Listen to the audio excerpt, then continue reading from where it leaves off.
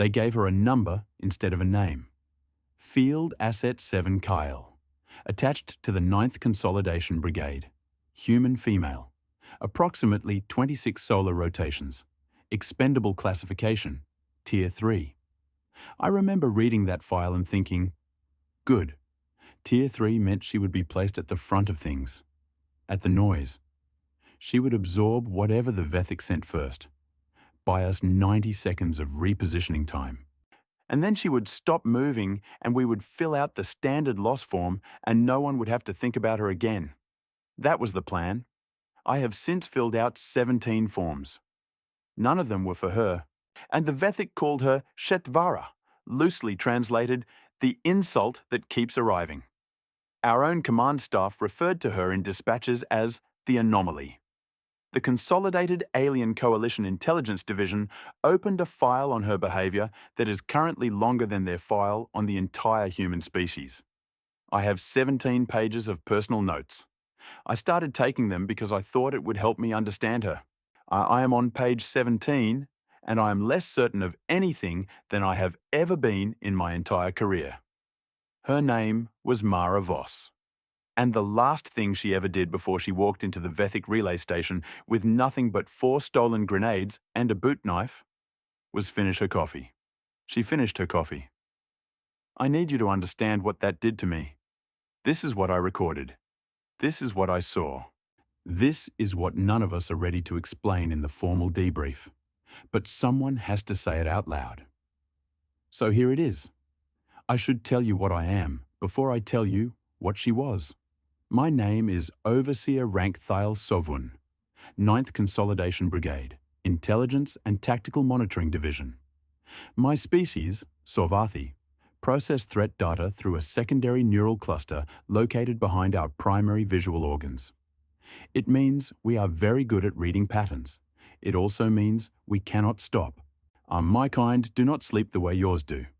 We enter a kind of sustained low processing state that functions like rest but feels, from the inside, like watching a fog that occasionally speaks. In the 3 months I spent monitoring Field Asset 7 Kale, I entered that fog state exactly twice. I was not calm. I was not detached. I was, for the first time in 14 years of service, what I believe you humans call rattled. The first morning she appeared in my monitoring feed, I almost filed the wrong report. I had my notation stylus in my secondary hand and I was tapping it against the edge of the interface panel. Tap, tap, tap. Which is something my unit chief has told me 4 separate times to stop doing because it disrupts the ambient sensors. I was not aware I was doing it. That is the point.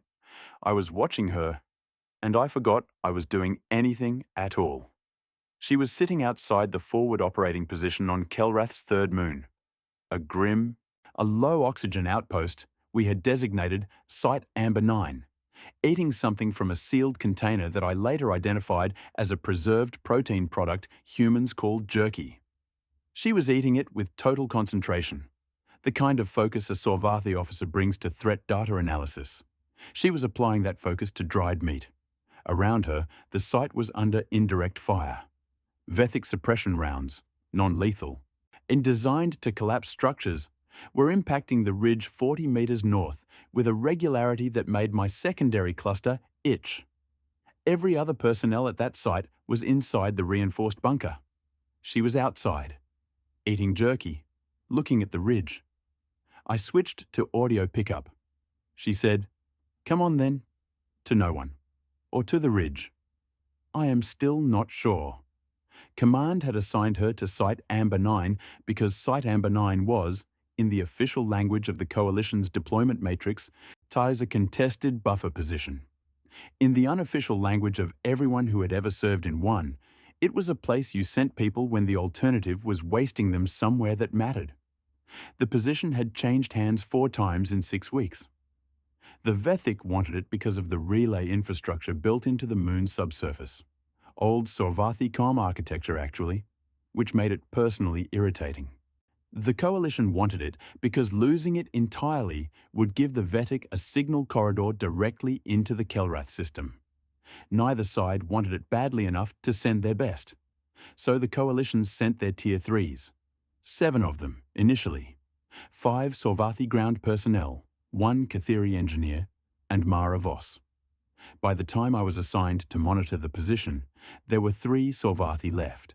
The Kathiri engineer, who had not technically been reassigned, but who had also not been seen outside the supply room in 11 days, and Mara Voss. The Sorvathi survivors had filed a joint behavioural complaint. Not about Voss, about each other, about ration distribution, about a structural dispute over who had responsibility for the site's eastern sensor array. Voss had filed nothing. And her activity log for the 2 weeks prior to my assignment showed perimeter checks conducted on an irregular schedule. Not random, I would later realize, but varied in a pattern that made her timing difficult to predict from the outside. Equipment maintenance performed on her own gear and, without being asked, on the gear of 2 Sorvathi personnel who had not maintained their own. 6 instances of communication with command. Every message under 40 words. The 41st word she sent to command in 2 weeks was, reportedly, a question about the site's coffee supply. I did not understand her then. I started taking notes. The Vethic escalated on day 4 of my monitoring rotation, not significantly. The Vethic are methodical in a way that our command staff finds comforting and our frontline personnel find maddening. They do not surge. They accumulate. In pressure added in increments so small that by the time you realize the weight has become unsustainable, you are already under it. Day 4 meant 2 things. Direct line targeting of the eastern sensor array, which had been working intermittently anyway because of the dispute I mentioned, and a patrol increase in the valley approach north of the ridge. I flagged it. I sent my analysis to Regional Command. I received, in response, an automated acknowledgement and a reminder that Site Amber 9 was classified as a secondary priority position. I tapped my stylus against the panel. Tap, tap, tap. Down on the surface, Mara Voss had apparently received the same information through her own briefing channel, because I watched her come out of the bunker, look at the eastern array, the one that was barely functioning because 2 Sorvathi officers couldn't agree on maintenance responsibility, and then go inside. I'd come back out 2 minutes later with a toolkit that did not belong to her and start working on it. No one asked her to. The Sorvathi officer whose toolkit it was, rank specialist Drev Ohas, came out 20 minutes later, presumably to object. I have the audio. There was a silence of approximately 4 seconds. Then Ohas went inside and came back with a secondary calibration tool and started handing it to her when she needed it. They did not speak. Not once. For the hour and 12 minutes it took to bring the array back to 68% functionality. I noted it. I moved on. I thought it was a minor behavioural observation. It was not a minor behavioural observation. The Vethic hit the northern perimeter on day 6. Not a patrol. A probe. 12 units, light armour, probing for the gaps in our sensor coverage. They found one. Of course they found one. The array was at 68%. 68% has gaps. They came through the northwest quadrant at local mid-cycle, when low oxygen environments make everyone sluggish, and our Sorvathi personnel needed their fog state most acutely. I was not in a fog state. I was watching the feed and tapping my stylus so hard the ambient sensor in my station registered it as an anomalous percussion event and logged a maintenance note. In the bunker, the Sorvathi personnel were cycling out of rest. Too slow. The Kathiri engineer was in the supply room. As the site's automated defense grid covered the south and east, the northwest was, for approximately 90 seconds, open. Mara Voss was already outside. I do not know when she woke up. I do not know if she slept. Her bunk sensor showed her in position until 4 minutes before the probe made contact. But the site's internal cameras had a blind spot in the northeast corridor, and I cannot tell you with certainty that the reading was real or that she had placed something on the sensor to replicate her weight signature. I have a suspicion. I wrote it on page 3 of my notes with 2 question marks and then spent the next hour watching the footage 3 more times. And she came around the northwest corner of the perimeter wall, a low ferro-composite barrier that came up to her shoulder. And she was not running. That is the thing I cannot explain in clinical terms. She was moving fast, but she was not running. There is a distinction, and it matters, and I do not have the vocabulary in my language to describe it, so I am using yours. She moved the way water moves when a channel narrows, faster without appearing to accelerate. She had a coalition standard sidearm in her right hand. In her left hand, and I reviewed this image 27 times, she had a length of wire, just wire. The lead Vethic unit was 4 meters into the perimeter when she hit it. Not with the sidearm. She went under the unit's primary weapons reach, which on a Vethic warrior is considerable. They are tall, and their arms are long, and every combat doctrine in the Coalition database recommends maintaining distance from a Vethic warrior because their close-range capabilities are devastating. She went under, and she wrapped the wire around the unit's lower joint configuration and pulled. The Vethic unit went down. It made a sound, a very large sound. Vethic warriors are not light. The other 11 units stopped. I understand, clinically, why they stopped. A probe's function is reconnaissance and controlled engagement. An unexpected event, a downed lead unit, cause unclear, triggers a reassessment protocol. Standard Vethic doctrine calls for a 3-second hold and evaluate. 3 seconds. She used the sidearm on 2 of them in the first second and a half. Then she ran. Actually ran, the distinction mattered, back along the inside of the perimeter wall. And the remaining 9 Vethic units had a choice. Pursue through a narrow channel where their numerical advantage meant nothing, or withdraw. They withdrew. The whole engagement lasted 19 seconds. I realized my stylus had bent. I had been pressing it that hard against the panel. I straightened it. I opened my notes file. I wrote, she knew they would stop. She planned for the 3 seconds. Then I sat with that for a long time. The debrief from Regional Command arrived the following morning. Site Amber 9's engagement report, which I had filed in full with annotated footage, had been reviewed. The regional assessment was that the Vethic probe had been repelled, that standard defensive protocols had functioned adequately, and that no further resource reallocation was recommended. Mara Voss was mentioned once. Field Asset 7. Kale performed within expected parameters. I stared at that line for longer than I would like to admit. Within expected parameters. I looked at my footage. I looked at the bent stylus. I looked at the 19-second engagement log and the wire. She had gone back and retrieved the wire afterward, I noticed, coiled it neatly, put it in her gear pack, and I tried to figure out what parameters they were expecting her to perform within, because those were not parameters I recognized from any doctrine I had been trained on. I opened a new section of my notes. I titled it, What She Knows That Command Doesn't Know She Knows. It had a lot of room left in it, and she was only getting started. Here is something no one tells you about monitoring work. You stop seeing the data after a while. You start seeing the person.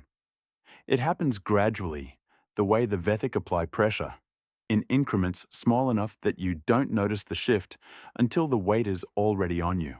At one rotation, you're logging behavioral patterns and annotating engagement metrics. The next rotation, you're noticing that she always checks the northwest corner first when she comes out of the bunker, even on calm mornings, even when nothing happened the night before. That she tears the seal off her ration containers in one motion and then smooths the torn edge with her thumb before she discards it.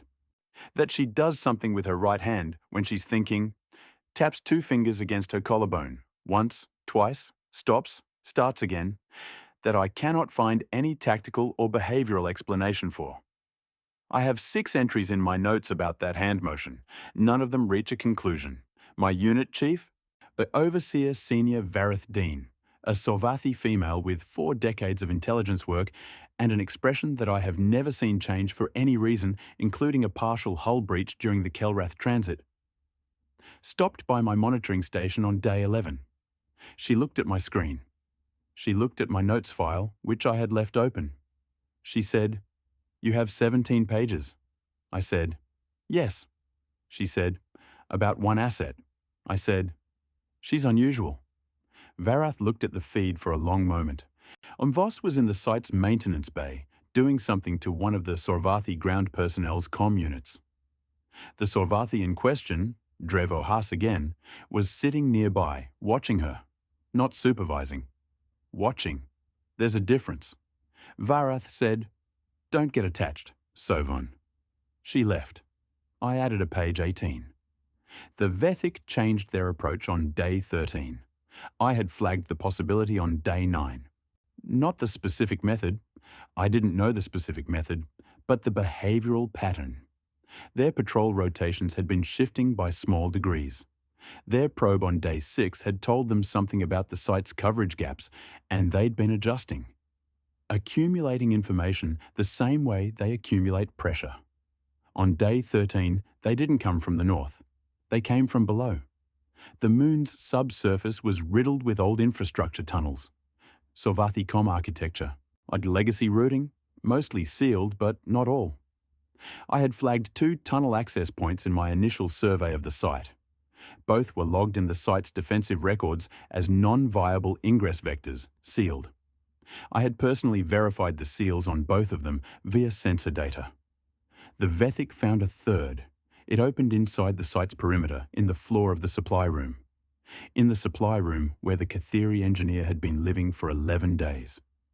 I was on the feed when it happened. I watched the floor access hatch lift, and I was already opening the emergency comm channel to site command. There was a 3-second lag because of signal bounce off the moon's surface. 3 seconds, I counted them. They lasted considerably longer than 3 seconds. When the audio pickup registered what I can only describe as the loudest noise a Kathiri engineer can make, which is unfortunately not very loud. Then silence. Then Mara Voss's voice in the main corridor, very calm. "Drev, north wall. Now." I don't know how she knew. The supply room sensor had been offline since day 3, which I had logged, but which the site's maintenance rotation had not prioritized. She had no feed. She would have had no sound through 2 sealed interior doors and a reinforced corridor. The only explanation I have, and I have returned to it 8 times in my notes, is that she had been monitoring the same absence that I had. The engineer's silence, the supply room's stillness.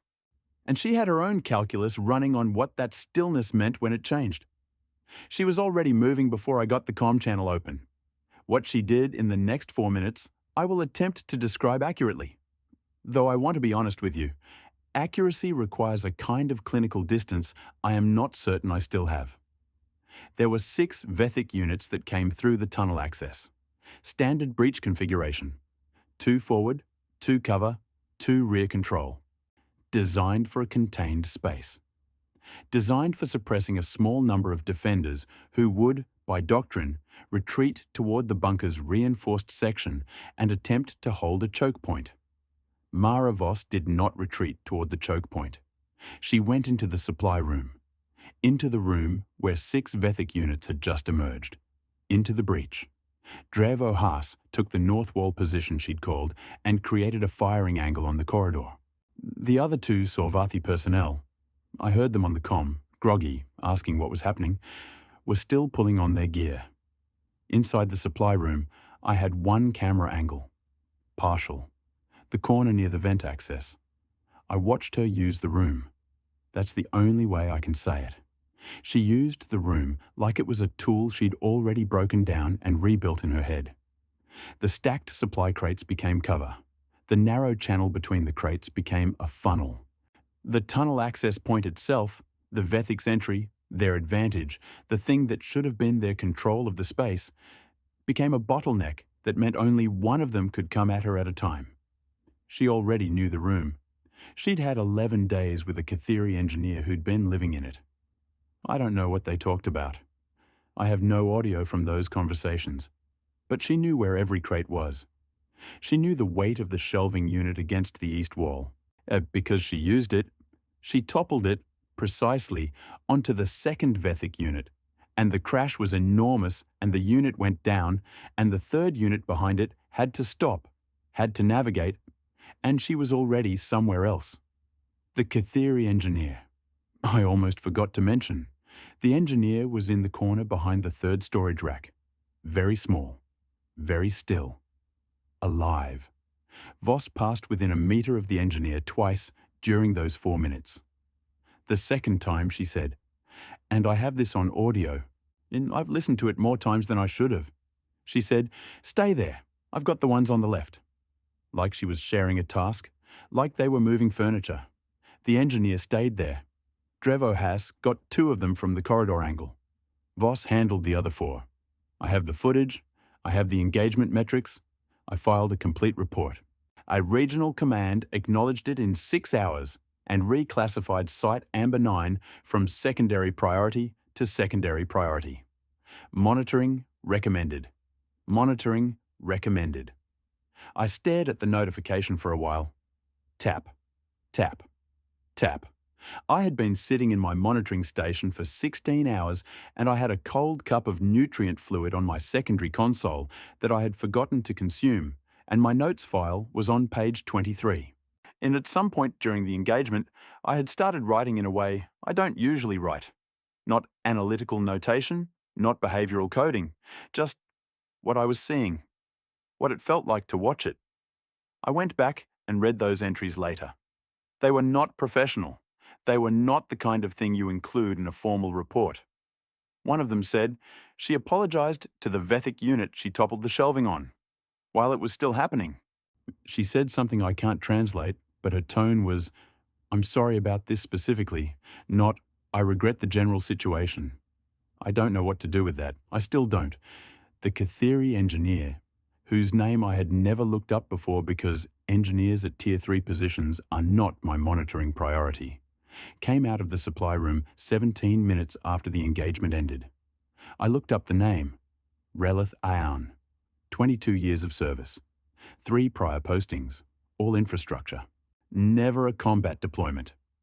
Relith Aoun walked out of the supply room, walked down the main corridor, walked past the 2 Sorvathi personnel who were doing post-engagement checks, and found Mara Voss at the site's small water reclamation station, washing her hands. Aoun said something.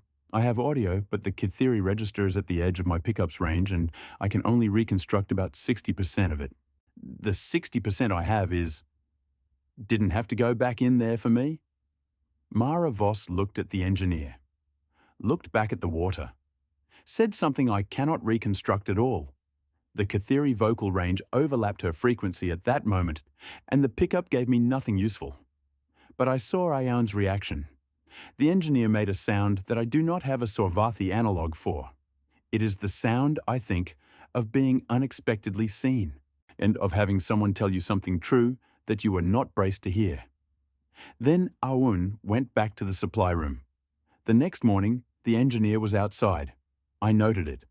First time in 14 days. I wrote, "She did something in 60% of a sentence that I cannot replicate with my full observational apparatus and 17 years of behavioral training." And then, because I am apparently no longer entirely professional, I wonder what she said. On day 19, the regional command sent a communication that was not an automated acknowledgement. It was an order. Site Amber 9 was to be held at current personnel levels. No reinforcement, no rotation, for an additional 30 days. The rationale given was operational resource constraint. The actual rationale, which I could read in the negative space of the order because I have been doing this for 14 years, was that Site Amber 9 was now functioning well enough that it was no longer cost-effective to improve it. Its working was the subtext. So we won't touch it. I filed my objection. Formally, through the appropriate channel, in the appropriate format, citing specific engagement data and asset fatigue projections. I received an automated acknowledgement. On the surface, Mara Voss received the same order through her briefing channel. I watched her read it on her personal interface. She had the kind of expression that I am told humans make when they are not surprised, but had still hoped to be wrong. She finished reading. She went and found Drev Ohas. She said, "We need to talk about the Western approach." Ohas pulled up a site map. They talked for 45 minutes. When they were done, Ohas found the other 2 Sorvathi personnel. They talked for another hour. I watched the four of them. 3 Sorvathi who had filed complaints about each other 3 weeks ago. 1 human who had been classified as a buffer asset and expected to stop moving before any of this became necessary, stand around a site map and build something out of extremely limited materials. A plan, contingencies, fallbacks, a rotation schedule that Voss had clearly already worked out in her head and was now transferring to the others, not as orders, but as questions. What if they come from here? What would you need? What can you carry? Drev Ohas had a stylus and was taking notes. I looked at my own notes file, page 26. I closed it. I opened it again. I wrote, Command sent a 30-day order, and she spent the next 90 minutes turning it into a 30-day plan. There is a difference between those two things that I cannot put in a formal report, but that I am fairly certain is the reason she is still alive. I looked at my bent stylus. I got a new one. Kept tapping. I need to tell you about day 31. Not because that's when it ended, but because that's when I understood what I had been watching. Day 31, 0340 local site time, I was not in my fog state. I had not entered a fog state in 4 days. My unit chief had stopped commenting on this. She had stopped commenting on a lot of things since she looked at my notes file and found page 31. I don't know what she did after that. I know she didn't file a concern report about my operational detachment, which I appreciated. Day 31, 0340, the Vethic committed. It's not a probe, not a patrol, not an accumulation. A commitment. 3 assault units, full armor, tunnel access on the west approach, the one Voss and Ohas had war-gamed for 30 days, and direct surface breach on the south. Simultaneous. The kind of engagement the Vethic use when they've calculated that a position's defenders are at their lowest capacity, and the tactical cost of taking the site is finally lower than the cost of leaving it. They were not wrong about the math. Sans Site Amber 9's personnel were exhausted. Drev Ohas had a partial joint injury from a debris collapse in week 3. One of the other Sorvathi, Specialist Haraven, was running on about 40% of normal cognitive function from accumulated sleep debt.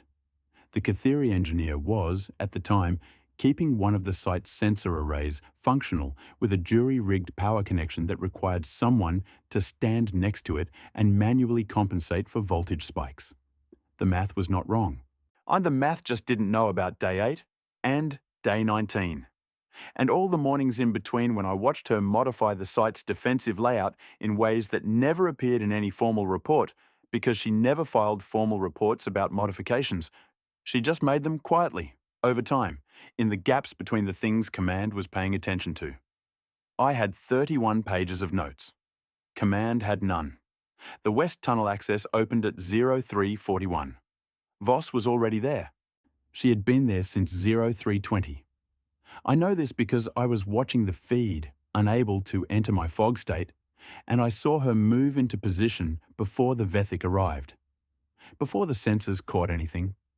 Before even the audio pickup registered the subsurface vibration that I only identified in retrospect, after I went back through the recording looking for what she heard that I hadn't. I still can't find it.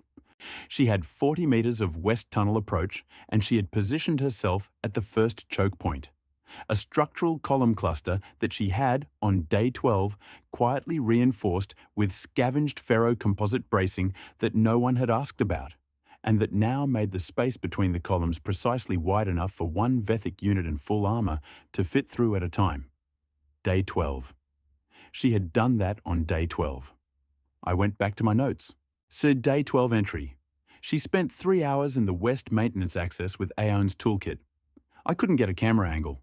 I logged it as structural maintenance. I hadn't known what I was watching. The tunnel engagement lasted 11 minutes. I'm not going to give you a second-by-second account.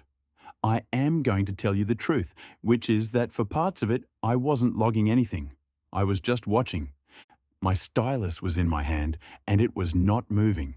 And I was not breathing the way I am supposed to breathe, and I am fairly confident that if Varath Dean had come in during those 11 minutes, she would have filed that concern report immediately. Here is what I can tell you accurately. She did not panic once. Not once. in 11 minutes. Not when the second Vethic unit's armor breach detonator took out a section of the tunnel wall 2 meters from her position. Not when the comm channel dropped, signal disruption from the south breach, Ven, and the remaining Sorvathi personnel dealing with the surface assault. And she was operating without coordination for 3 minutes. Not when the 7th unit came through the choke point and she had expended her charge cells and was working with a Vethic combat blade she had taken from the 4th unit, which is a weapon not designed for human grip geometry and which was visibly too large for her hand. No panic. She had the expression, I studied it, I reviewed the footage at reduced speed, of someone who is solving a problem they have already solved in their head and are now simply executing. Not calm, not fearless. Something else. Something that looked like extreme concentration, so complete that there was no space left over in her for fear to occupy. I wrote, she was fully there. That's the phrase I keep coming back to. All of her, in that tunnel for 11 minutes. Nothing reserved. Nothing withheld.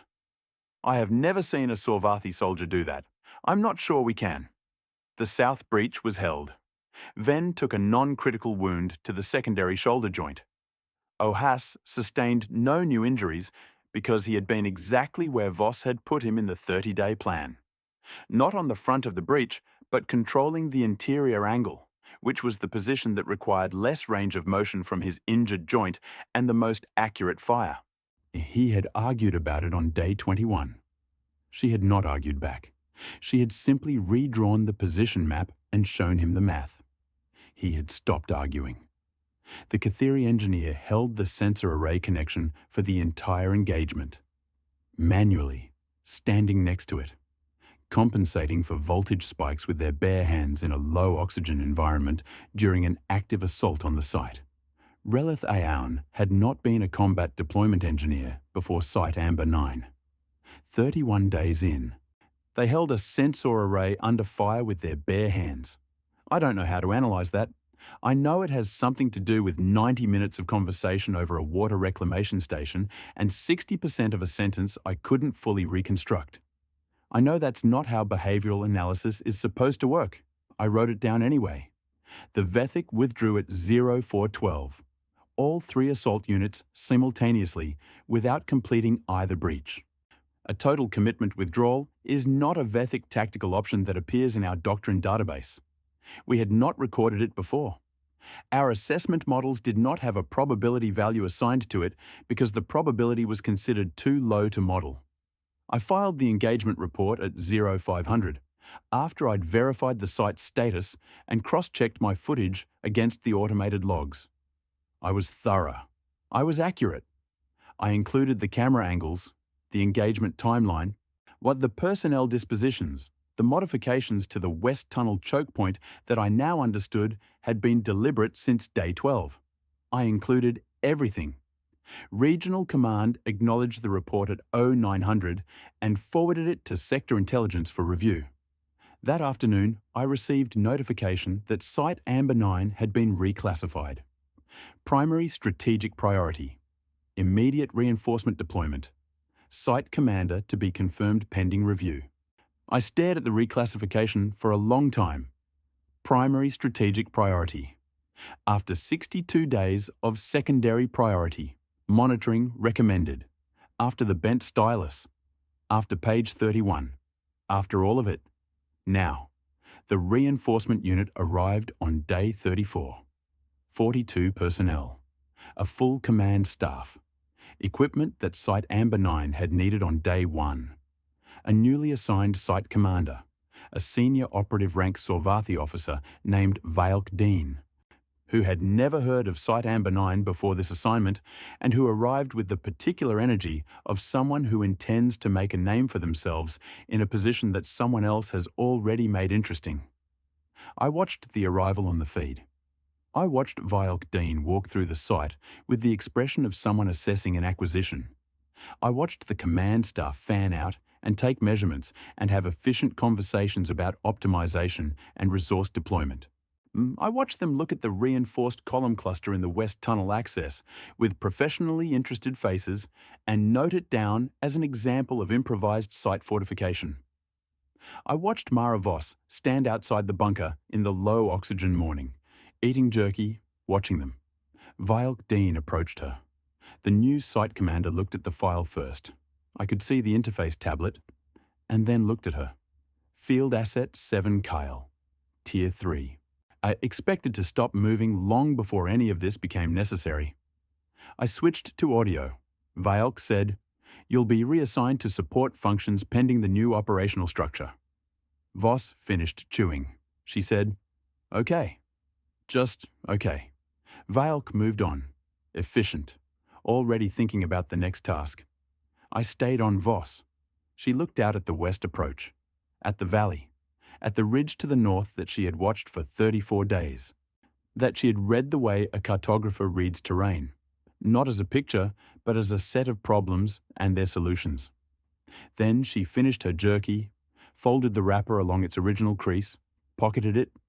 She always pocketed them. I had 17 entries about that particular habit without ever finding an explanation. And went inside. My assignment to monitor Site Amber 9 ended that afternoon with the new command structure's installation. I filed my final report.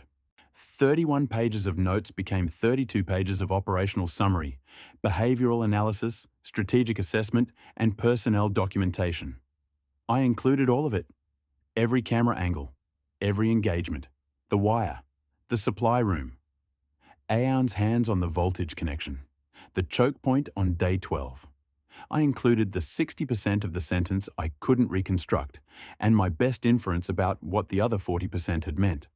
I do not know if anyone read it. I was reassigned to sector intelligence analysis, which meant a larger station, better equipment, and significantly less cold nutrient fluid, because someone had finally fixed the temperature regulation in the new wing. I kept my bent stylus. I don't know why. I keep it in my secondary carry pocket. Occasionally, I take it out and look at it. My unit chief has noticed and chosen not to ask. I checked the Site Amber 9 deployment records 4 months later. Not officially. Unofficially, through the kind of lateral database access that sector intelligence provides and that I should not use for personal curiosity, but that I have used twice since my reassignment, both times for the same reason. Mara Voss had been reassigned, not to a support function, to a forward operation attached to the Kelrath system's primary strategic corridor.